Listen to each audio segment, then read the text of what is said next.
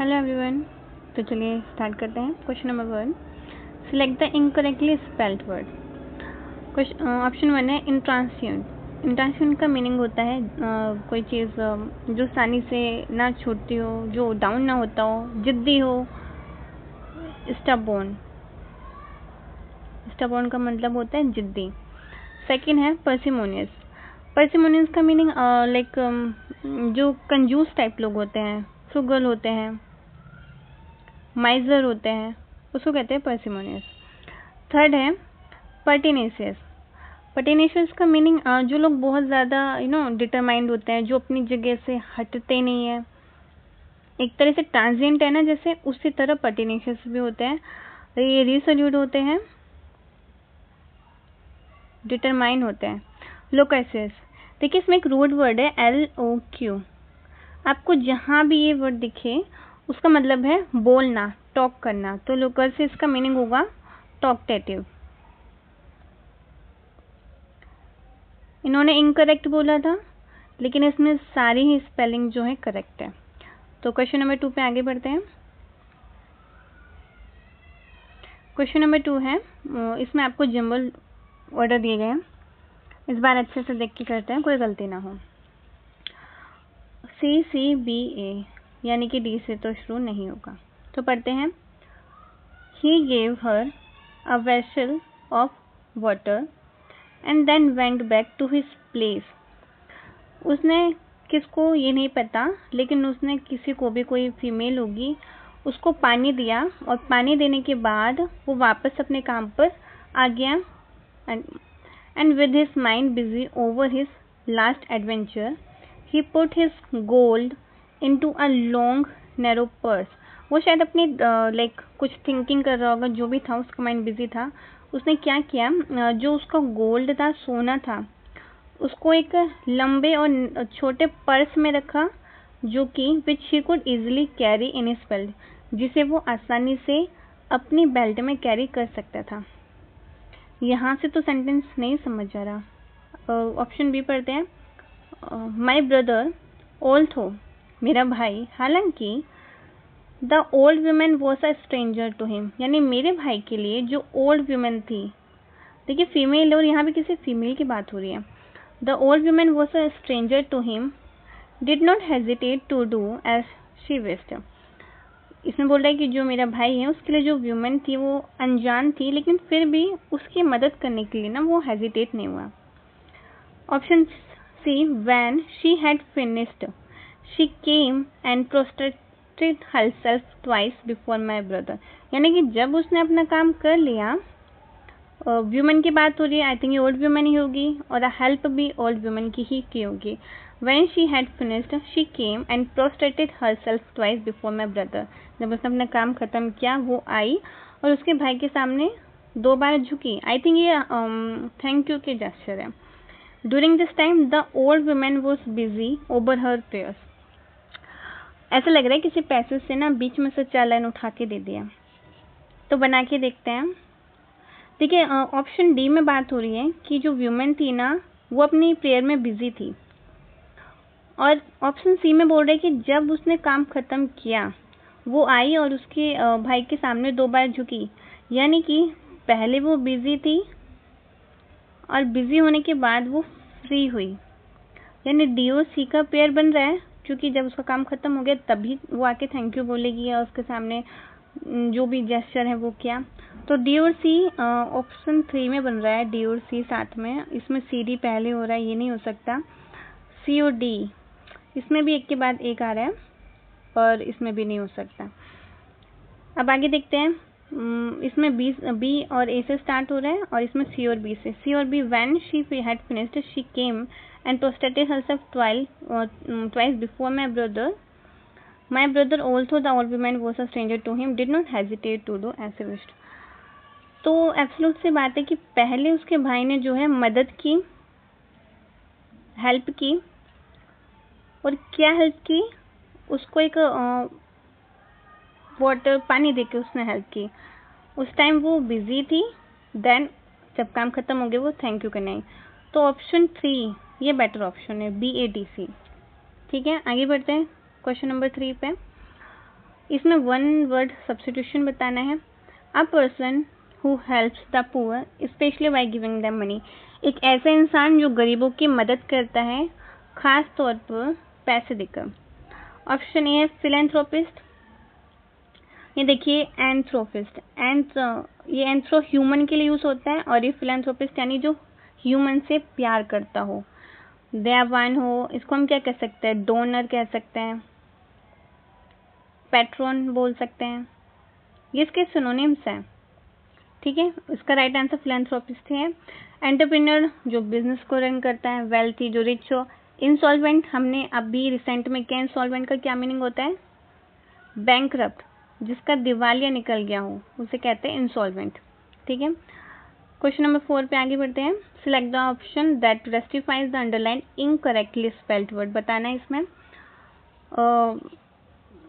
Word है इसमें exorbitant, ये स्पेलिंग क्या है इसकी, एक्सॉर्बिटेंट, एक्सॉर्बिटेंट, एक्सॉर्बिटेंट, एक्सॉर्बिटाउंड, तो इसका राइट आंसर क्या होगा, option 3 exorbitant.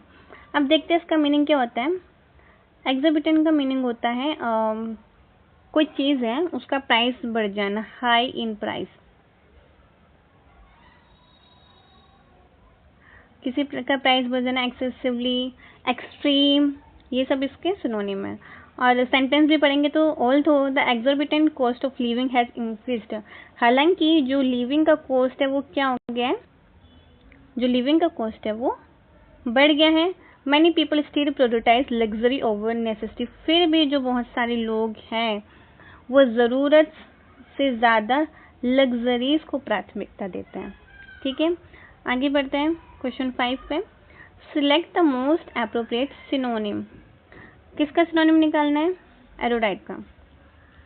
The professor एरोडाइट lecture captivated the audience, एरोडाइट का क्या मीनिंग होता है, एरोडाइट का मीनिंग होता है लाइक जो अंडरस्टेबल हो, वेल एजुकेटेड हो, यानी कि इंफॉर्मेटिव हो, सॉरी मेरी राइटिंग थोड़ी खराब है, वेल एजुकेटेड हो, इंफॉर्मेटिव हो, उसको कहते हैं एरोडाइट। और सिनोनिम पूछा है हमसे, तो सिनोनिम क्या होगा, स्कॉलरली, सिंपलिस्टिक, सिंपल, इग्नोरेंट जिसको इग्नोर किया जा रहा है, सुपरफिशियल यानी कि ओवर, और ये ना इस वर्ड को मोस्टली ना नेगेटिव में लेते हैं, नेगेटिव वर्ड मानते हैं।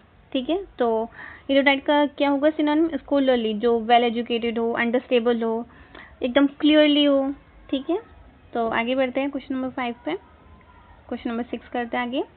Select the most appropriate meaning of the given proverb, absence makes the heart grow fonder, यानी कि जब कोई चीज़ नहीं होती तो हमारा दिल उसके लिए ना और ज़्यादा उसमें लाइक लव फॉन्ड है वो और ज़्यादा ग्रो होता है, फीलिंग्स और ज़्यादा ग्रो होती है।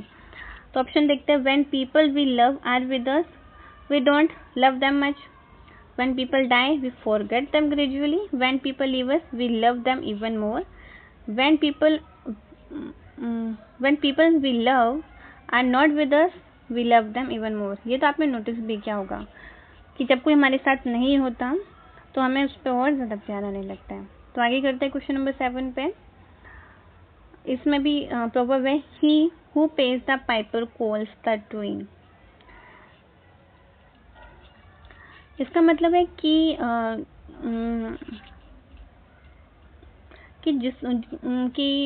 जो आपको मनी प्रोवाइड कर रहा है ना, जो आपको मनी प्रोवाइड कर रहा है या फूड प्रोवाइड कर रहा है, तो उसके पास ये पावर है कि वो क्या डिसीजन लेगा। Piper place for money, money is the ultimate goal, tunes are dictated by skill, financial control leads to decision making power, यानी कि a person who is providing the money he has power to take decision, he has power to make decisions. तो आगे बढ़ते हैं question number 8 पे। इसमें preposition बतानी है। The people suffered hardship inside the war, war के अंदर, बिसाइड द वॉर, वॉर के पीछे, ड्यूरिंग द वॉर, तो आंसर क्या होगा 3 ड्यूरिंग द वॉर। आगे बढ़ते हैं क्वेश्चन नंबर 9 पे। वन वर्ड सब्स्टिट्यूट है। A person who is unable to pay off डेप्ट, ऐसा पर्सन जो कि अपना जो डेप्ट है उसको पे नहीं कर पा रहा। ऑप्शन बाय ऑप्शन देखते हैं, सभी के मीनिंग पढ़ते हैं। तो आपको मैंने बताया था इंसॉल्वेंट का मीनिंग अभी पीछे देखा तो, और ये पीवाईक्यू में बहुत ज़्यादा है। इसका मीनिंग होता है बैंकरप्ट, जो पे नहीं कर पाते। आगे देखते इमोलिएंट। इमोलिएंट का मीनिंग ये एक ऐसी चीज़ होती है जो बहुत सॉफ्ट होती है आपकी स्किन पे, जैसे कि आप यूज़ करते हैं मॉइस्चराइज़र, उसे ही कहते हैं एमोलिएंट। 3 है कॉन्वेंट। 4 है कॉरेस्पॉन्डेंट। कॉरेस्पॉन्डेंट किसे कहते हैं? जो भी पर्सन जो लिखता है ना, चाहे वो राइटर हो, जनरल हो, रिपोर्टर हो, इन सबको कहते हैं कॉरेस्पॉन्डेंट। ठीक है, आगे बढ़ते हैं क्वेश्चन नंबर 10 पे। पैराग्राफ पे जम्बल्ड है, उसको पढ़ना है, तो ठीक है पढ़ते हैं। ऑप्शन गड़बड़ हो गया। 1 2 3 4 1 2 3। चलो तो ऑप्शन छोड़ के हम देखते हैं कि हमारे अकॉर्डिंग क्या आना चाहिए। हम इसको 1 मान लेते हैं, इसको 2 मान लेते हैं, इसको 3 और इसको 4। चलो करते हैं, समझ के करते हैं, आंसर नहीं देखना। ठीक है, according to the survey, survey के अनुसार about 14 million people in India are affected by serious mental disorder at any given time. यानी जो सर्वे है वो बता रहा है कि इंडिया में 14 मिलियन लोग जो है बहुत ही सीरियस मेंटल डिसऑर्डर से जूझ रहे हैं। ठीक है, सेकेंड स्टेटमेंट है the finding of a survey by the National Institute of Mental Health give cause for alarm। Second में बता रहे जो सर्वे है national institute of mental health द्वारा, वो कॉज फॉर अलार्म, ये चिंता, इन्होंने चिंता का विषय बनाया मेंटल हेल्थ को। यानी कि पहले सर्वे आएगा कि सर्वे की क्या फाइंडिंग थी, और उसके बाद सर्वे में कहा क्या गया वो आएगा। अगर इन ऑप्शन को ना देखें, हमने फर्स्ट सेंटेंस इसको फर्स्ट मान रहे हैं, इसको सेकंड मान रहे हैं, इसको थर्ड मान रहे हैं, उसको फोर्थ मान रहे हैं, तो सबसे पहले जो हमने ऑप्शन बनाया उसके अकॉर्डिंग पहले 2 आएगा, क्योंकि पहले सर्वे देखा गया कि सर्वे रिलीज हुआ, जो भी है फाइंडिंग हुई सर्वे की, उसके बाद सर्वे के अंदर क्या लिखा है ये आएगा, क्योंकि बाद पर ये आना चाहिए। आगे देखते हैं, the most neglected are those in the rural areas.